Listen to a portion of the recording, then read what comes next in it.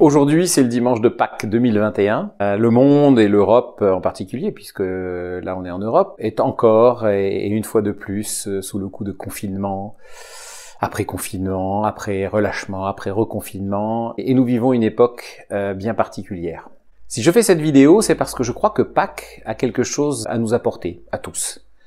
Parce que finalement, la spiritualité n'a de valeur qu'à partir du moment où elle éveille en nous non seulement de l'espoir, mais où elle éveille en nous la vie, où elle éveille en nous le désir d'un ailleurs, le désir d'un autrement, le désir d'un plus grand, plus beau, plus loin. Et à l'heure où les restrictions sont nombreuses pour nous empêcher de voyager et de bouger, eh bien je me suis dit que, en voyant une photo qui m'est parvenue sur une messagerie, où on voyait un tombeau ouvert avec la pierre qui était roulée, et avec la petite phrase qui disait « À Pâques, le confinement, ça n'a jamais marché ». Ça a fait rire beaucoup de monde, ça m'a beaucoup fait rire, et je remercie ici énormément la personne qui me l'a envoyé, qui a toujours beaucoup de délicatesse dans ce genre de blague. Pour ne pas la nommer, c'est ma belle-sœur. Alors Pâques, qu'est-ce qu'on peut tirer de Pâques pour nous aujourd'hui? À la limite, même si on n'est pas croyant, parce que finalement, Pâques, ça s'adresse à tout le monde. Alors déjà, très rapidement, vous brossez l'origine de Pâques. L'origine de Pâques remonte à quelques milliers d'années, puisque c'était bien avant l'époque de Jésus, c'était l'époque où le peuple d'Israël, c'est-à-dire les descendants d'Abraham, d'Isaac et de Jacob, qui, d'après la Bible, étaient captifs en Égypte, après qu'ils soient descendus lors d'une famine 400 ans auparavant, sous l'impulsion de Joseph, l'un des fils de Jacob, eh bien, ce peuple d'Israël comptait plusieurs milliers, plusieurs dizaines, peut-être plusieurs centaines de milliers de personnes. En tout cas, on sait que c'était un peuple nombreux. Qu'est-ce que ça voulait dire nombreux à l'époque? En tout cas, c'était quelques milliers de personnes. La Bible dit que le peuple était asservi et qu'il était esclave. Et qu'il était esclave, qu'il bâtissait, et que le pharaon qui asservissait ce peuple n'avait pas connu Joseph. Joseph qui avait été un grand vizir, un grand fonctionnaire qui avait sauvé le pays d'Égypte à l'époque de la famine. Et voilà que Moïse, dont tout le monde a entendu parler aujourd'hui, qui a été miraculeusement sauvé d'un meurtre quand il était bébé, a été recueilli par la fille de Pharaon. Moïse est mandaté par Dieu pour délivrer ce peuple. On va s'en suivre tout un tas de péripéties, parce que bien évidemment le Pharaon n'a pas envie de laisser partir une main-d'œuvre aussi bon marché. Et donc il va s'opposer à la demande de Moïse, qui insiste. Va s'en suivre tout un tas de péripéties, tout un tas de miracles, de tentatives de contre-miracles. Toujours est-il que, à un moment donné, Dieu dit à Moïse, écoute, il faut que les enfants d'Israël se protègent, qu'ils s'enferment chez eux une nuit, parce que la mort va passer, et elle va tuer tous les premiers-nés des familles qui sont en Égypte, sauf ceux qui auront du sang de brebis sur les linteaux de leur porte d'entrée. Je vous passe les détails, mais c'est à partir de ce moment-là que le peuple d'Israël va pouvoir sortir du pays d'Égypte, parce que le pharaon est arrivé au bout et que l'ensemble du peuple d'Égypte a été touché de près ou de loin par la mort des premiers-nés.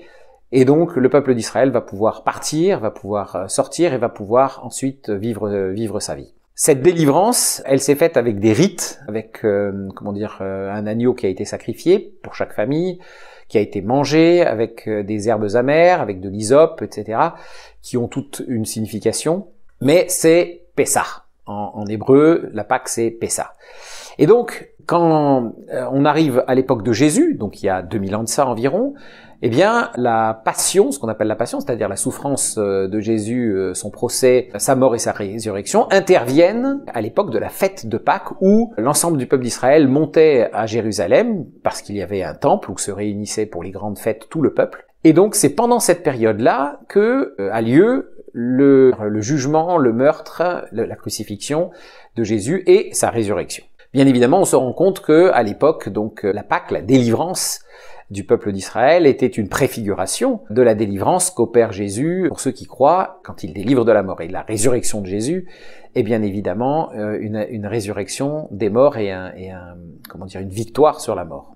Maintenant qu'on a brossé un petit peu les origines de Pâques, qu'est-ce que ça peut nous apprendre à nous en temps de Covid, mais aussi hommes du 21e siècle, avec tout ce que ça peut supposer de repères, de conditions, d'époques qui n'ont rien à voir avec l'époque de Jésus ou avec l'époque de la libération du peuple d'Israël. Rien à voir. J'ai dit ça, rien à voir. Et pourtant, est-ce que ça a vraiment rien à voir? Est-ce que finalement, la condition humaine a tant évolué que ça? Regardez.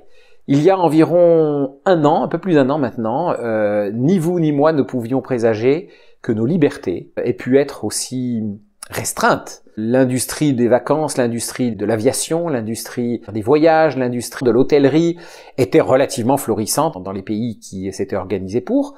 Et les prix des voyages avaient tellement baissé qu'il était absolument inimaginable de ne pas pouvoir voyager, tout simplement parce qu'un aller-retour à l'autre bout de l'Europe pouvait coûter aux alentours de 20 ou 30 euros. Et pourtant, un an après, il est impossible, sauf raison valable, de se déplacer d'une région d'Espagne à une autre région d'Espagne. Il est encore plus difficile de passer d'un pays à l'autre, alors que nous sommes en Europe et que la communauté européenne a été fondée sur la libre circulation des personnes et des biens. Alors les biens peuvent toujours voyager, mais nous ne pouvons plus voyager. Nous n'avons plus la libre circulation des personnes.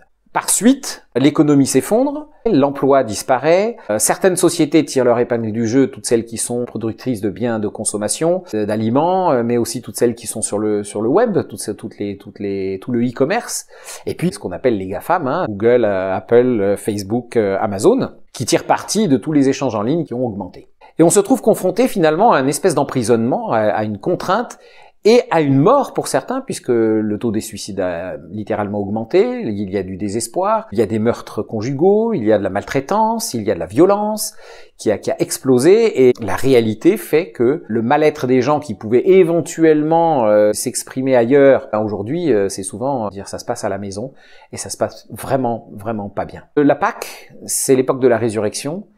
La Pâque, c'est l'époque de l'espoir, c'est l'époque de la victoire de la vie sur la mort. Nous avons besoin de croire que la vie est plus forte que la mort, nous avons besoin de croire qu'il est possible de choisir la vie, qu'il est possible de changer, d'avoir un cœur meilleur, d'avoir un cœur plus tendre, d'avoir un cœur bienveillant, qu'il est possible, en marchant en esprit et en vérité, qu'il est possible de vaincre la mort, de vaincre ce qui nous accable, et puis de nourrir notre résilience, parce qu'un jour viendra, inévitablement, un jour viendra où tout ce que nous vivons aujourd'hui sera passé, mais alors, il faudra encore l'énergie pour rebondir et tout le monde, a priori, ne l'aura pas. Et nous avons besoin de veiller les uns sur les autres. Et ceux qui ont l'espoir, ceux qui ont la certitude de la résurrection, non seulement du corps, mais aussi la résurrection de l'esprit, la résurrection de l'espoir, la résurrection de l'énergie, la résurrection du bien, donc la victoire de la vie sur la mort, eh bien nous avons besoin les uns des autres et nous avons besoin de nous encourager. Je vous souhaite que Pâques soit pour vous, comme pour moi, comme pour des millions d'entre nous,